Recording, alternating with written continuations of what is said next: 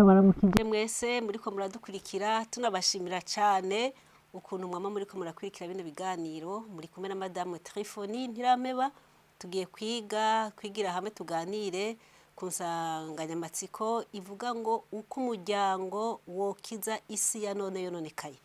Iyi si murayibona yarononekaye koko, Yesaya yari yabibonye mu gice ca 24 aho yavuga ngo iyi si iragwaye kandi ngo yishwe n'abayibamwe, yishwe natwe, yishwe n'imiryango.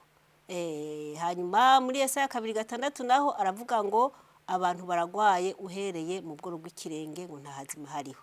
Niko biri, uravye ibintu biriko biraba mu isi, nta muntu muzima yokora ibintu turiko turabona. Huzuye urwanko, huzuye ubwicanyi, hari inzara, hari amagorwa menshi, kandi ayo magorwa Bibiliya iravuga ngo nta n'abandi bayateye kiretse twebwe. Kuko ugiye gusoma mu Itanguriro 2:8 uhereye ku murongo wa mbere gushika 15, Imana yari yarasezeranye yuko nitwitondera amajambo yayo ivyagezwe tuzoba amahoro. Uhereye kuri 15 ukabandanya hatwereka ingaruka zizoba ku bantu kw'isi igihe cyose tuzotandukana n'ivy'Imana yadutegetse. Nivyo turimo rero. Ivyo rero nta handi vyahereye mu muryango. Satani arabizi, burya ugomba gukubita inzoka ukubita mu mutwe. Satani nawe arazi yuko agomba kwica isi ahera mu muryango. Kubera umuryango niyo soko n'umutima w'isi, n'umutima wa societe, n'umutima w'ishengero. Iyo rero mu mutima amaraso asa nabi, ahatembera hose haragwara hamera nabi, y'amaraso yanduye. Niyo mu muryango yacu handuye, societe, igihugu byose biba nabi. Ariyo mpamvu mu kuvura isi dutegerezwa guhera mu muryango. Umuryango ahantu hambere upfa mwisama ry'umwana tukivuka, imbere yuko tuvuka. Ni birebire, umuntu umwe niwe yavuze ati mbega iyo tugiye kuvuga inkoko n'irigi, ati duhera ku nkoko kazi canke duhera ku rigi. Iyo tugiye kuvuga umuntu naho hari igihe utangura kwibaza ngo mbega mpere kuri mariage, mbega mpere ku kuvuka, mbega mpere ukabura huhera. Rero ntaco, reka duhere ku gusamwa k'umwana, niho umwana yapfira. Ico naco sico cigwa tugiye kwiga, ahubwo tuzociga cyane. Mugabo muri make tugomvye guhera ku nkomoko y'umwana, kuko bavuga ngo mugwire murondoke. Duhere kuri uko kurondoka rero. Muri uko guha umuvyeyi mu papa n'umumama ngo bavyara abana, yari cadeau précieux, yari ikintu Imana ibahaye kugira ngo bayirerere, hanyuma bazoyishikanire abo bantu bagire societe nziza ikundana, yubaha Imana, ikunda Imana, hanyuma abo bana bakazobashikana mu ijuru. Ni kuvuga twebwe turabayaya b'Imana, umupapa n'umumama n'abayaya b'Imana. Twategerezwa kurera abana ku buryo tubareresha ijambo ry'Imana bakaba nk'uko Imana ishaka. Ariko siko vyabaye, niyo mpamvu mubona iyi si igwaye. Reka turongere twari gutegerezwa kurera. Uko twari gutegerezwa kurera, twategerezwa kurabira kuri Yesu. Yesu mu gukura kwiwe. Yesu yavukiye mu muryango nk'uko abandi bose bavutse, mu muryango ukenya. Bivuge ngo abakene nta mpamvu yo kuvuga ngo bacumura kubera ubukene. N'abakire nta mpamvu yo gucumuzwa n'ubukire, kuko ijambo ry'Imana rivuga ngo ni igiki mufise mutahawe. Nimba wokena ukubaha Imana, Imana yo gutera ubukene. Nimba wokira Imana ukayubaha, Imana yo guha ubukire. Ariko uko kose Imana yaguhaye nyugwa, Imana izi impamvu irakubabaye, igoza kwijisho. Igikuru nuko tuzoshika mu ijuru, kuko ibi byose turinga dufise ngaha mu isi, yaba twatahura ko tuzobisiga, yaba twabona abacu twagiye guhamba bari bakize, bari bafise vyose, ariko tukaba twabasezerera tubashize mwa cacumba kimwe, nakajya gasandugu naho nyine batamenye ingene twakabashizemo, na za mpuzu batihitiyemo izo bambara, ubu babaye amagufa, baboze co kimwe na wa mukene yari nyagupfa. Twamenya ngo iyi si yacu, nkuko Bibiliya ivuga, turi ingenzi, tugaca bugufi, ahubwo tukubaha Imana, tugategereza yasi yindi Imana yadusezerera. Ariko rero tuvuye guhamba umenga twarashitse. Turi mu isi, Satani yaradutwaye ubwenge, ntituzi ivyo turimo. Reka rero turabire kuri Yesu. Bavyeyi murabire kuri Yesu ingene yarezwe. Turabire ku Yosefu na Mariya, abarezi b'umucunguzi wacu ingene vyagenze. Yaravutse avuka nk'abandi bana, avukira mu gisagara nk'abandi bana, mu muryango nk'abandi bana, ngo ariko yakuze ngo ari umwana ngo atagawa. Umwana yakora, umwana yahura n'imiruho ariko ntimuca intege, umwana yahura n'ibigerageza by'ubuzima ariko ntahemuke. Umwana yubaha abavyeyi, umwana yagendera ku mategeko y'umuryango umwana yumva ashishikajwe no gutabara abandi ariko twebwe ikintu cyitwa kwikunda nico cisha abana bacu nico twareresheje abana bacu ugasanga umuvyeyi ariko abwira umwana ngo cyane cyane ngo bomuvukana ngo muvukana waza kugura n'impuzu ukumva umwana wawe ukumva umugabo wawe ariko umwana w'umubanya agenda gusa umwana wa mubanya yashonje ujya mu bana atagira icefo ca ruguru mu bwenge bwawe ntibize kwikunda gusa kandi ibi byose Imana yaduhaye nivyo yatubikije ni ntizo bugera gutijije ngo ubikire ujya mu banyi Imana ntabwo izova mu ijuru nguje kugaburira umubanyi nguje kwambika umukene ahubwo Imana yabihaye wowe kugira ngo duhe bajya bakene Yesu rero ico yarakitweretse ntiyikunda ngo wewe ngo yagira n'ahantu ngo Maria yamugaburiye gutwo kujya kaduhundi ngo yaca ku muntu akabonera babaye mu mutima abandi bamukomereje ngo agaca hirya akamuremesha Yesu yari mwisi ngo aremesha kiza tabara yifuza abantu ko bamererwa neza rero natwe muri ubwo burezi rero abavyeyi mukirera abavyeyi mukivyara abakobwa n'abahungu mujeje kuzokubaka ni mwebwe societe yejo ni mwebwe gihugu cejo turiko turabaraba rero mwebwe tubabonamwo Uburundi bwejo isi yejo namwe twabaraba muri abasambanyi muri mboregwa muri abanywara umugi ntaco muhereza amaboko ivyo ibibanezera gusa no kwambara amabutura gera hepfo y'igisusu abakobwa no kwambara impuzu zitabutse zikagera musi y'agahuzu ko musi bambaye turabaraba tukitegereza mu gugwaruka tukayegwa ico muzova mwejo umuntu higeze kutubwira ujya François Mitterrand ngo ari umwana ngo nyina ngo yaguma mubwira ngo umwana ikukoze ngo jya ruzo mu president ngo ari mu president ngo yokora nk'ibukoze ngo umwana ngo yakuze yumva ko azoba president akagerageza kiyubara finalma yaramubanye none natwe nimba turiko turiyumvira ngo abana bacu beze igihugu cyacu cejo tubanza guforma abana bacu bakaba bazima kuko barapfuye mu bwenge kandi nubwo bapfuye hari abatagikira hari abazokira hari n'abataravuka bisaba ngo tubaramire bigishoboka tubiheraherera ubwa mbere dutegerezwa kubigisha kugira neza kuko ariko abigisha kugira neza nta muntu azoza guhitana umwana wawe ngo amubwire ngo nguje kumfasha ikibi ngo agende umwana azokwamuka kumwigisha uti mwana wanje ivy'Imana yaduhaye Imana yaduhe ngo tugirire neza abandi mwana wanje umugisha wa mbere nukugira neza kuko ngo gutanga kuzana imigisha kuruta guhabwa kuko iyo ufashe amazi ukayastoka ukayarunda ahantu ukazibira arabora ariko iyo yaretse agatemba hatemberamwe ayandi none iyo utanze Imana nayizana imigisha none urashaka ko Imana iguha imigisha nivyo gwahaye ngo abandi utari kurabitanga twige gutanga abana bacu tubigisha ubugira neza burya nubona umuntu aje gutemberera muhira naho uzo ufise ibijumbu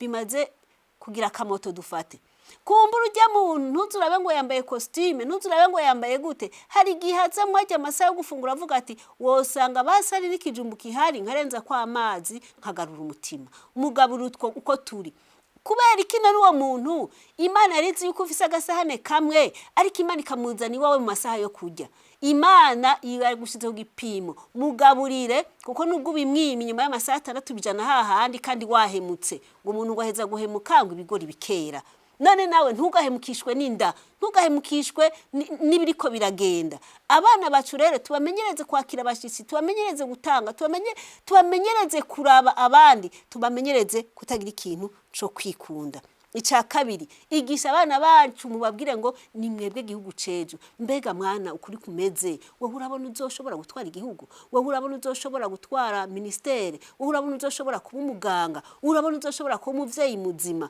urabona uzoshobora kudandaza ukagera kugwego nk'ugwanaka wowe urabona uwo kurungika mu kindi gihugu wo kwidebruya wowe tukamwerebereka mu buzima uti rabu kumeze wowe urabona nuno musi upfuye Imana yo kwakira kuko tukabigisha bakamenya ngo nibo si yejo nibo bantu bejo duhanze amaso maze abana kamayitwararika ngo nimba nobuyu nkwiye kwifata gutya nkwiye kubaha nkwiye kudatukana nkwiye kurondera sinzokwamana mama sinzokwamana mwene wacu ejo nije nziyambika tukamishira mu mutima wo kurondera hanyuma ikindi dukwiye kubakorera nukubereka ibihanze isi vyejo bategerezwa guhangana nabo.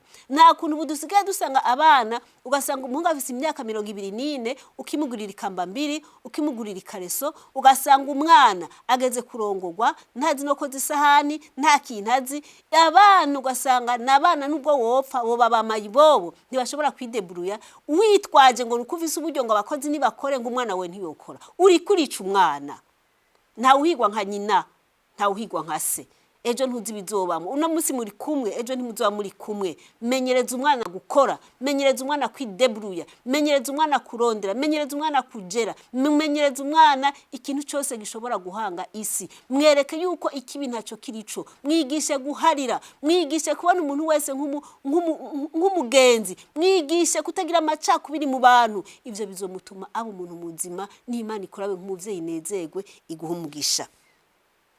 Hariho rero ubuunya iyo umuntu yapfuye turondera ingene tumuhamba ugwaye turondera ingene tumukiza. Ubu rero abavyeyi twokora iki? Nuko bwa mbere tubanze kumenya yuko abantu bagwaye tukamenya ingene tubagaburira tukabagaburira ibyo bakumubiri atari bibonona. Sico cigwa tugiye kwiga ahubwo menya ngo Imana mwitanguriro yaratanze ibintu dushobora kugaburira abantu na nubu ivyo yaduhaye turamenye turaje no kuma internet baravyigisha OMS rigisha ati bibirapfuye bimeze gute tukamenya ingene tugaburira abana bacu tukabaha kugira ngo ubwonko bwabo bukomere. Muze mumenya kana gacishemwo ibinyantete biruba ku bwonko cyane abana bacu abagabo bacu abasore bacu tubanze kumenya bagira inkomezi z'umubiri amagara mazima constitution physique nzima ntuzamubwira ngo naze guterura umufuko w'ibiro 50 n'igikombe umuhaye kuboko kujugumira ntibikunda ntuzamubwira ngo naje kugera entreprise runaka atazi no gufata ibihumbi 10 ukuyemwe nk'ibihumbi 500 ngo menye ko ari 500 kubera ubwonko bwiye bwononekaye. Mwigisha umwana tugira abana bazima mu bwenge no mu nkomezi kuko nimba atari muzima mu nkomezi mu buzima giye kugwana nabwo nahura n'ikibazo nahura n'ikigeragezo ntazoshobora guhangana naco. Ariko iyo amaze gukomera mu bwonko ahura n'ikigeragezo aho kurira akiyumvira ingene aza kugikosora aho kuza kwirunda mu biboreza ngo yibagire kandi ugasanga ivyo biboreza ahubwo bigiye konona na bwa bwenge bwari kumutuma atorera inyinshi kibazo ahubwo azokwicara avuge ngo nkora iki ndondere gute niba mukura mu kazi ntazotinya kudandaza amakara hakwaja gusega. Igisha abana gukora ubuzi bwose ushoboka. Ikiri twokorera abana ni iki? Nuko mu muryango ariho abana bacu bakwiye gutangura guhinduka. Ica gatatu abavyeyi hagarika ikibi cyose mubonye kigiseruka mu mwana. Hari ukuntu abavyeyi bavuga ngo aracari mutazohinduka ninde yakubeshe ngo igiti igorora kikiri gito nikijumbu ikigoroye kimaze gukomera kiravunika. Rero abana ntimukareke ngo baracari bato bazohinduka ahubwo ukibona ikosa bikosore hakiri kare. Umwana ntutinye kumuhana ariko umuhane wasenze utimana utingiye kumuhana none ubwo ngiye kumuhana iyi nkoni ntishikiri gufa gusa ahubwo ikore ni kungeso ziwe. Umwana ubanze umuganirize umaze kumuganiza umubwira uti rero narakubwiye ko nzoguhana ubu ngira ndaguhane hamugaca umuhana urumva. Ariko bwa mbere wabanje kumwereka ikosa rimwe kabiri hamukamubwira uti cette fois ndaguhana uko naragusezeraniye ko nzoguhana. Ariko wasenze Imana kugira ngo imukosore kuko ari yavuze ngo nitwima abana akanywafi hana ikosa likihari ligiseruka. Ico ni cyambere. Ica kabiri nubakundisha Imana. Umwana ni wamukundisha Imana azotinya ikibi n'igisa naco kandi uwo mwana ni wamara kumukundisha Imana azokundisha Imana abandi. Ubu unye murabona abana bacu kubera buzi dukora birwana n'utundi tudayimoni tw'abandi bana abana bareze gushasha. Ubu abavyeyi ntibakirera abana babareresheje abayaya nabo ubwabo indero ntayo nabo barireze rimwe na rimwe. Abavyeyi babareze burya nabo ugasanga nta mahame yo kurera bari bafise kuko umuntu atanga icafise. Ugasanga umwana noneho indera afise nimwakura muri babandi birigwana babandi batagira indero. Ubu dusige dusanga ubuho amatelefone ari arera abana bazi bitera soni twebwe tutigeze tubashiramo. umuvyeyi inshingano yo kurera yarayihevye ayihebera umukozi. Muvyeyi fata kanya kuganira n'abana bawe no kubahanura no kubare no kubatembereza kugira ngo abana bawe ubashire ku murongo utegure hazoza habo heza. Ejo ntimuzokwamana ubafashe nuko bakundishe ibikorwa bigishe gukora. Ikindi bakure mu mwiza uhanze yisi. Yisi yanzwe n'umwiza mu buryo bw'ibyamwemu, mu buryo bw'inzara, mu buryo bw'intambara, mu buryo bw'ibibazo bitandukanye. Ubereke intandaro y'ivyo bintu, hamubereke n'ikibi cavyo, hamubereke uti mwana wanje ibi bintu ukwiye kubigwanya uku. Mwana wanje Imana, ijambo ry'Imana niryo ryonyene rikwereka kuri mukuri no kutari mukuri. Ikibazo rero nuko nako abavyeyi niryo jambo ry'Imana ntituryemera, ntitunarisoma, turindira ngo badusomere. Muvyeyi n'impuzu zimvyura yigura, gura Bibiliya usome. Burya muri Bibiliya witonze nta kintu na kimwe kitariyo. Business ziriyo, urukundo, ikintu cyose uzigihanga umuntu mu buzima kiriyo. Mugabo nuko tudasoma Bibiliya kugira ngo itwigishe. Fata umwanya umukundisha Bibiliya cyane, umubwira uti Bibiliya irakubera inama, irakubera umuyobozi, irakubera umuhanuzi. Nubwo uzosanga ikubwira ibinyuranye nuko kamere yawe ikunda, mwana wanje Imana izoba yavuze, urubaha. Umwana azokura akuriye mu ciza. Ikindi babera icitegererezo aho bari. Nukuvuga abana, burya abana baturabira ko twega abavyeyi. Nitwagira icitegererezo ciza, n'abana bacu bakabicitegererezo ciza, nabo bagenda n'abazobigirako, nabo bahinduke, babone guhindura isi. Ikindi nuko dukwiye kubarinda amacakubiri y'ubwoko bwose. Amacakubiri rero ntimuce mugarukira muri ayo mu Burundi. Hari amacakubiri ugasanga abakiri bakundana hagati yabo, abakene hagati yabo, abakora akazi runaka hagati yabo, abavukana hagati yabo, ugasanga ari ukuntu ngo ujya ntiyoza mu rubanza nanaka. Ariko Yesu yavuze rero ngo niwagera kugira urubanza ngo tumire ibimugana abantu aho nikora. Ariko twe turaba ngo John, Karaveri, Maragarita, Gasirida, Lidwina, babandi bo mu miryango. Na ntuzeye na Pierre kubera ari umutunzi je azompaga credit na oya. Imana ivuze ngo kunda abantu bose. Umuntu wese umwigisha uti mwana uzi ukunda umuntu kubera yitwa umuntu, kumva ari umuntu gusa, ico kirahagije kugira ngo umugirire neza. Umuntu, izina umuntu point, ugarukirize ngaho.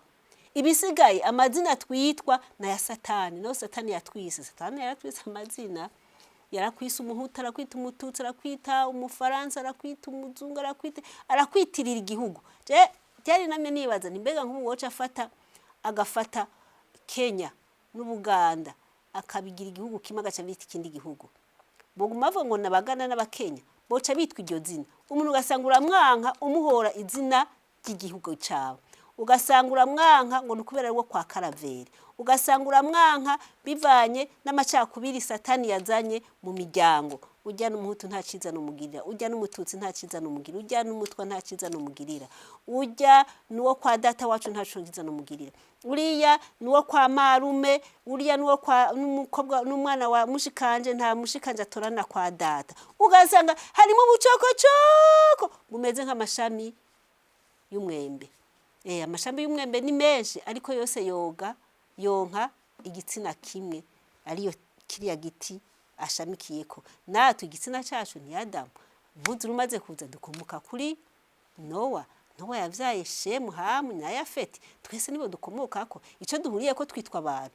Ubu umuntu naho yosambana n'imbwa ntavyara, asambane n'inka ntavyara, kuko si bamwe. Ariko umuntu wari we wese asambanye n'ubundi mu gihe ciza bose barasaba. Nuko rero twese duhuriye ku kintu twitwa umuntu. Umwana ukamubwira uti umuntu n'umuntu point. Umaze kubona umuntu ko ari umuntu ntagira ibindi biharuro. Vuga uti umuntu arakeneye ubufasha bwanje hamumufashe basi. Nishimani dushakako. Nimuza kuvyemera ariko nuko nyene bantu b'Imana. Umuntu n'umuntu point. Nishimani ishaka. Umuntu rero umwana umwigisha ico. Ikindi bigishe kwakira abantu mu bugwaneza. Burya bashana babwire. Umuntu kumwakira ntibisaba ngo umwakirize ibintu bizimde cyane. Hajya biraryoshe iyo umuntu kuramutse umuntu kabonera gutwengete. Karibu, urakomeye, uragizena. Hariho urugore ruserikamo. Ukiruserukamo, uravye gusijisha bakuravye. Ukumva uvuze ngo burya nari impise ndabaramutsa ndiko ndarengana kandi waruje guterama. Bivanye n'ijisho gusaba kuravye.